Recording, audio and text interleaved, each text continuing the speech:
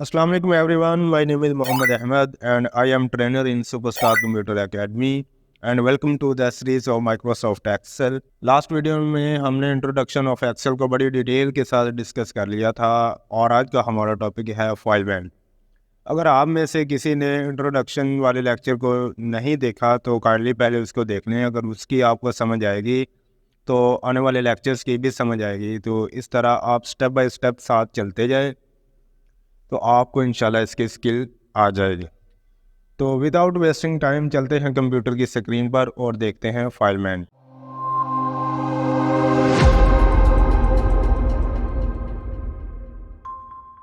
तो देखें, कंप्यूटर की स्क्रीन पर आने के बाद हम सबसे पहले अपने सॉफ्टवेयर को ओपन करेंगे। सॉफ्टवेयर को ओपन करने के लिए टास्क बार पर मौजूद आइकन के ऊपर क्लिक करना पड़ेगा। क्लिक करने के बाद हमारा सॉफ्टवेयर ओपन हो जाएगा। सॉफ्टवेयर ओपन होने के बाद जो है नंबर 1 पर हमें मेन्यू नज़र आ रहा है, वो है फाइल मेन्यू। फाइल मेन्यू के ऊपर क्लिक करेंगे तो मज़ीद उसके जो सब मेन्यूज़ हैं वो हमें नज़र आ जाएंगे। फाइल मेन्यू के मेन्यूज़ में से नंबर 1 पर है सेव का बटन। सेव करना बहुत ज़रूरी है ताकि हम हमारी फाइल्स को नेक्स्ट इन फ्यूचर यूज़ कर सकें या जो भी हमारा पर्पज़ है उसके लिए हम उसको इस्तेमाल कर सकें। तो सेव करने के लिए फ़ाइल में जाके सेव के ऊपर क्लिक करेंगे तो एक डायलॉग बॉक्स अपीयर हो जाएगा। डायलॉग बॉक्स के अंदर वो 2 चीज़ें हमसे पूछेगा। नंबर 1 पर है फ़ाइल नेम।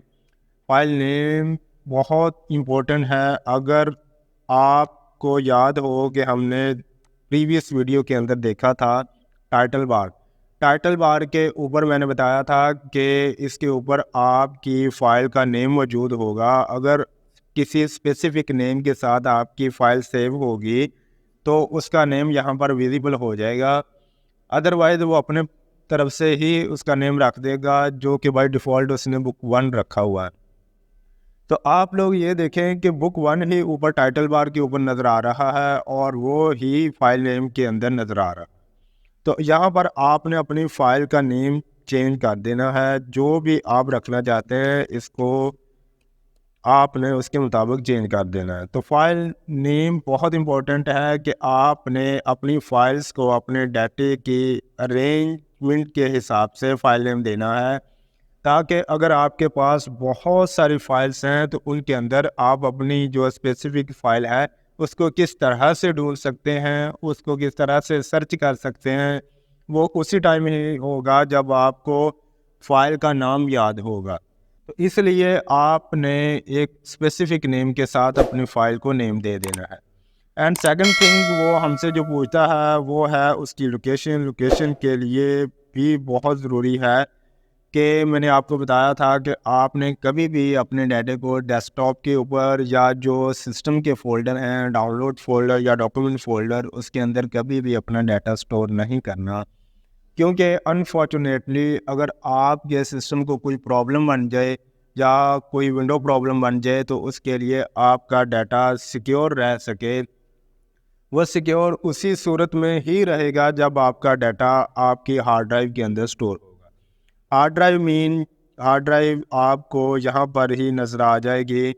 ये left hand side local disk E, local disk F या लोकल डिस्क बी, इस तरह से ये आपकी स्टोरेज कैपेसिटी के ऊपर डिपेंड करता है कि यहाँ पर कौन से ऑप्शन आ रहे हैं। तो लोकल डिस्क सी के अंदर भी आपने अपना डाटा स्टोर नहीं करना। तो बाकी उसके अलावा जो उसकी पार्टीशंस हैं उनके अंदर किसी के अंदर आपने अपना डाटा स्टोर कर देना है। अगर मैं लोकल डिस्क ई के ऊपर क्लिक करूं तो ये डिफरेंट फ़ोल्डर मेरे सामने ओपन हो गए हैं। जो इनमें से जो मेरा रिक्वायर्ड फ़ोल्डर है उसके ऊपर मैं क्लिक कर दूंगा, या इनमें से किसी के अंदर भी मैं सेव नहीं करना चाहता तो यहाँ पर ही मुझे न्यू फ़ोल्डर क्रिएट करना पड़ेगा। न्यू फ़ोल्डर क्रिएट करने के लिए जहाँ न्यू फ़ोल्डर के ऊपर क्लिक करूँगा तो मेरा फ़ोल्डर क्रिएट हो जाएगा। बट अभी तो मैं ये एक्सेल फ़ाइल जो है इसके अंदर मैं अपना डाटा स्टोर करूँगा तो एक्सेल फ़ाइल के ऊपर डबल क्लिक कर देंगे तो वो फ़ोल्डर ओपन हो जाएगा। अब ओपन होने के बाद आपने अपनी लोकेशन भी उसे बता दी है और फाइल का नेम भी बता दिया है। तो यहाँ पर आप सेव के ऊपर क्लिक कर देंगे तो वो हमसे पूरे file menu already exist, do you want to replace it, कि इस नेम के साथ पहले से ही उस लोकेशन के अंदर फाइल मौजूद है। तो ये भी आपके माइंड में होना चाहिए कि एक ही नेम के साथ एक ही जगह पर आप मल्टीपल फाइल्स को नहीं रख सकते। अगर आपने सेम नेम के साथ अपना डाटा स्टोर करना है तो आपको लोकेशन चेंज करनी पड़ेंगी। अगर एक ही जगह पर रखना है तो आपको नेम चेंज करना पड़ेंगे। इसलिए मैं इसको इसी नेम के साथ रिप्लेस कर देता हूं, तो मेरी फ़ाइल सेव हो गई है। तो ये भी आप टाइटल बार के ऊपर देख सकते हैं कि जहां पर बुक 1 था वहां पर फाइल मेन्यू आ गया है। तो फाइल को सेव करने का यही मेथड है। दूसरी चीज़ ये है कि फ़र्स्ट टाइम ही जब आपने अपनी फ़ाइल को ओपन करना है तो सबसे पहले ही आपने उसको सेव कर देना है, ताकि अगर कोई लाइट का इशू हो या कोई भी काम पड़ सकता है तो उसके लिए जो आपने काम किया हो वो सेव रह सके, ताकि नेक्स्ट आप जब दोबारा सिस्टम को ऑन करें तो वो उसी से आगे ही आप अपना काम चला सके। तो जहाँ तक तो मैंने काम किया था वहीं पर ही मैंने अपनी फ़ाइल को सेव कर दिया है। अब देखें, सेव करने के बाद इसके अंदर मैं कुछ अगर एडिटिंग करता हूँ या मैं कुछ डाटा टाइप करता हूँ, ये मैं नेम टाइप कर लेता हूँ। उसके बाद है जी, अगर मैं कुछ डिजिट्स टाइप करता हूँ, ये देखें मैंने डाटा टाइप कर दिया। अब जो पहले मैंने सेव किया था ये वाला डाटा उसके अंदर सेव नहीं हुआ। तो इसको भी सेव करने के लिए हमें साथ साथ ही फाइल के अंदर जाके सेव के ऊपर क्लिक करना पड़ेगा। तो ये भी मेरा डाटा उसके अंदर सेव हो जाएगा। अब इसके बाद जो भी मैं एडिटिंग करूँगा तो उसको फिर से सेव करना पड़ेगा। तो जो फाइल नेम और लोकेशन है वो तो जस्ट हमसे फर्स्ट टाइम ही पूछेगा, तो जब हम उसको बता देंगे और उसके बाद जितनी बार हम एडिटिंग करते जाएंगे उतनी बार ही हमें उसको सेव करना पड़ेगा। अगर मैं यहीं पर कुछ और डाटा टाइप कर देता हूँ लेकिन अनफॉर्चुनेटली मैंने अपनी फ़ाइल को सेव नहीं किया, ये जो बाद वाली मेरी एडिटिंग है तो ये इस फाइल के अंदर सेव नहीं होगी। तो इसके लिए आपको अपनी ये हैबिट बनाना होगी कि आप अपनी फ़ाइल को साथ साथ ही सेव करते जाएं। इसके लिए शॉर्टकट की है कंट्रोल S। कंट्रोल S को आपने साथ साथ प्रेस करते जाना है। तो जो फर्स्ट टाइम आपने लोकेशन और फाइल नेम दिया होगा तो उसी के अंदर ही आपका सारा डाटा स्टोर होता जाएगा। और सेव होने के बाद सेकंड चीज़ है सेव एज़। सेव और सेव एज़ के अंदर पहले देखें कि डिफरेंस क्या है, उस चीज़ को आप अच्छी तरह से पॉइंट ऑफ व्यू करें। सेव मीन के जब आप अपनी फ़ाइल को सेव कर देते हैं तो आपसे फ़र्स्ट टाइम वो फ़ाइल नेम और फाइल लोकेशन पूछता है, तो उसको जो आप बता देते हैं उसी के अंदर ही बाद में होने वाली एडिटिंग सेव होती जाती है। लेकिन सेव करने के बाद अगर आप चाहते हैं कि मेरी फ़ाइल डिफरेंट नेम के साथ या डिफरेंट लोकेशंस के साथ सेव होनी चाहिए तो उसके लिए सेव एज़ का ऑप्शन इस्तेमाल किया जाता है। सेव एज़ का ऑप्शन इस्तेमाल करने के लिए मैं फ़ाइल में से सेव एज़ पर क्लिक करूँगा तो वो फिर से मुझे वही दो चीज़ें पूछेगा, फ़ाइल नेम और लोकेशन। तो यहाँ पर जो चीज़ मैं चेंज करना चाहता हूँ, अगर फ़ाइल नेम चेंज करना चाहता हूँ तो फ़ाइल नेम चेंज कर दूँगा, और अगर मैं उसकी लोकेशन चेंज करना चाहता हूँ तो लोकेशन चेंज कर दूँगा। एंड थर्ड थिंग इज़ कि अगर मैं उसके सेव टाइप चेंज करना चाहता हूँ तो वो भी मैं चेंज कर सकता हूँ। अब ये डिपेंड करता है कि इन तीनों ऑप्शंस में से आपको किसी एक का तब्दील करना है या तीनों का तब्दील करना है, तो उसके लिए ही सेव एज़ इस्तेमाल किया जाएगा। तो सेव एज़ के लिए शॉर्टकट की है F12। आप अपने कीबोर्ड से F12 को प्रेस करेंगे तो ये फिर भी आपसे यही चीज़ें पूछेगा। अगर आप F12 नहीं प्रेस करेंगे तो आपको फाइल मेन्यू में जाके सेव एज़ के ऊपर क्लिक करना पड़ेगा, तो फिर भी वो आपसे यही दो चीज़ें पूछेगा। अब अगर तो मैंने वहाँ पर सेम लोकेशन के अंदर ही अपनी फ़ाइल को सेव करना है तो यहाँ मैं कर देता हूँ फाइल मेन्यू PDF, कि इसको PDF फॉर्मेट के अंदर मैंने सेव करना है। दूसरी चीज़ सेव एज़ टाइप के अंदर जाके मुझे यहाँ से PDF, ये देखें आ गया है, यहाँ से इसका फॉर्मेट चूज़ करना पड़ेगा। फॉर्मेट चूज़ करने के बाद मैं सेव के ऊपर क्लिक कर दूँगा तो मेरी फ़ाइल डिफरेंट फॉर्मेट के साथ और डिफरेंट नेम के साथ मेरी सेम लोकेशन के अंदर सेव हो जाएगी।